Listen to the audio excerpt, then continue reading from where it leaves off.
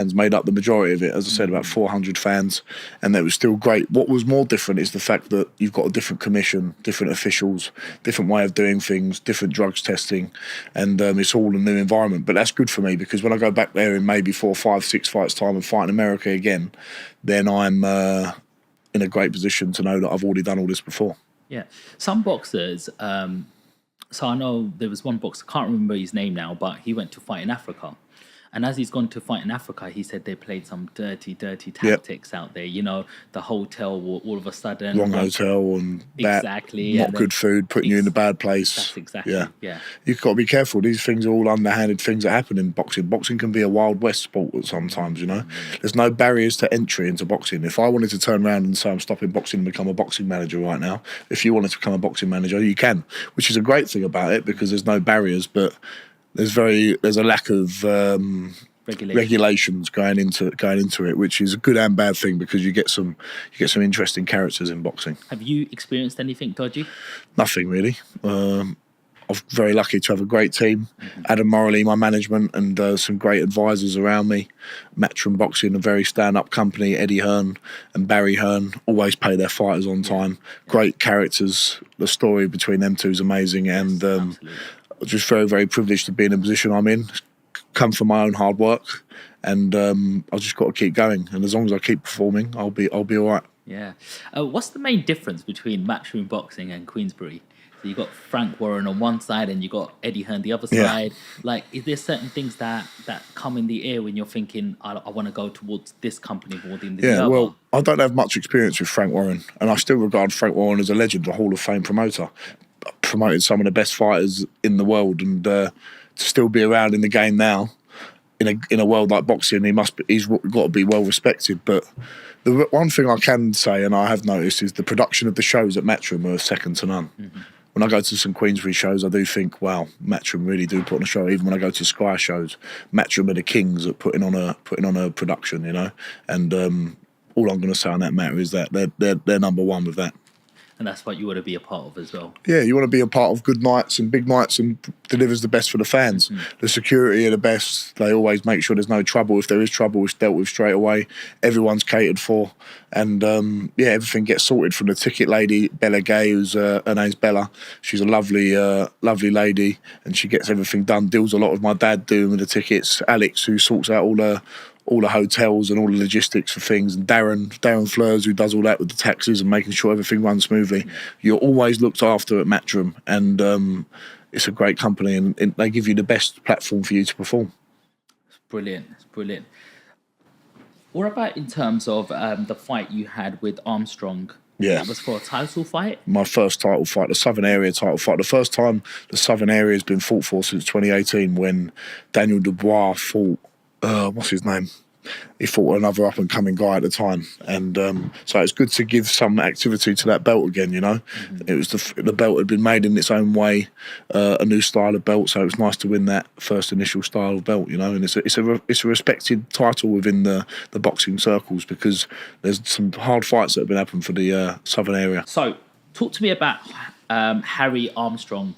He had a 5-1 record. And it was for the Southern Area Championship. Yeah, the Southern Area Championship in the boxing world and boxing circles, a very, very well-respected belt to win. There's been some great fights down the line. I remember the last person to fight for the Southern Area heavyweight title was Daniel Dubois, who's obviously going on to do massive things. He won that emphatically, and it was a tough fight. It lived up to the bill with Harry Armstrong, very tough man. Obviously knocked him down in the first 10 seconds. Yeah.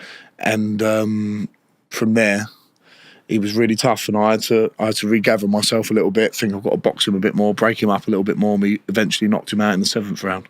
Yeah, so what happens, like, when you knock somebody out in the, knock somebody down in the first 20 seconds of a fight, he goes down, your confidence is up. Then you go in round 2, bosh. You gave him a good hiding, good beat him, and then all of a sudden he doesn't go down. Like, he perseveres. What does that do to you mentally? You have to regather your thoughts. You have to think, right, I've trained hard enough. I know what I've got to do now. He hasn't gone. You got to, because if I went out for the 3rd round like I did for the first 2, it doesn't matter how fit you are. If you're going at sprinting at 100 miles an hour, you can't sustain that. So I thought, just box behind the jab. I was still winning the rounds, and get him when the time comes. And that round 7 belt, when the bell and the ring cards went up for round 7, I thought, right, there's only 4 rounds to go now. I can unload a little bit more. I've conserved my energy well. He'd be feeling the pace as well. I was trying to draw him onto things, draw him on, and then the right hand over the top came, and it was a great shot because Harry Armstrong's a tough man. He give a lot of people a tough fight. He's had lots and lots of amateur fights. I think he boxed for England at one point, so he was really confident going into that fight because he thought he had more pedigree than me.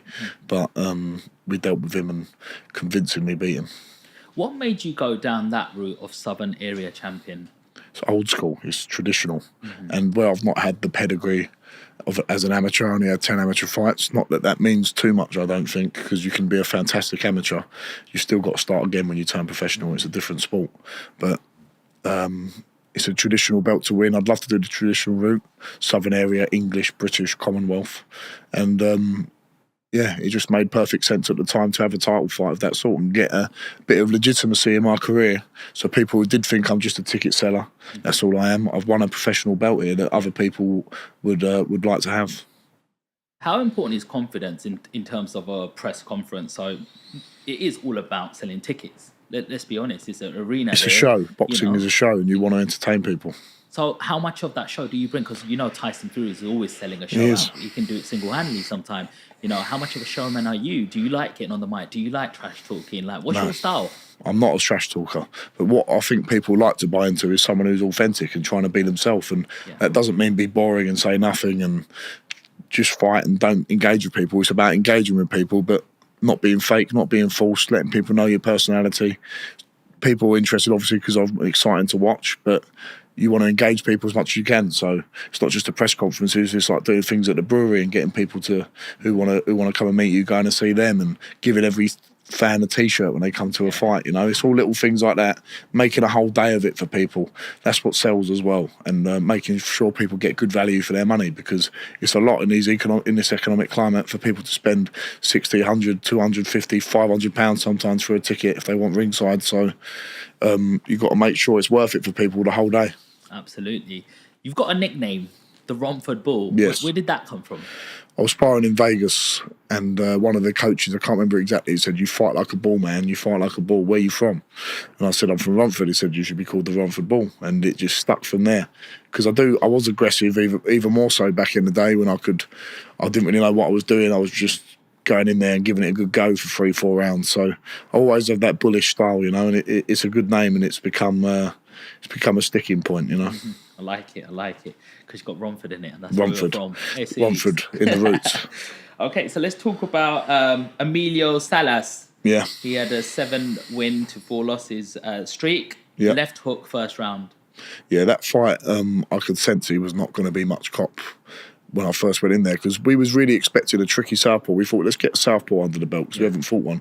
He was a Golden Gloves champion back in America in his amateur days, so he's had great pedigree. But I think in the build up to the fight, I could sense a bit of fear within him, and I just don't think he fancied it when we got in the ring.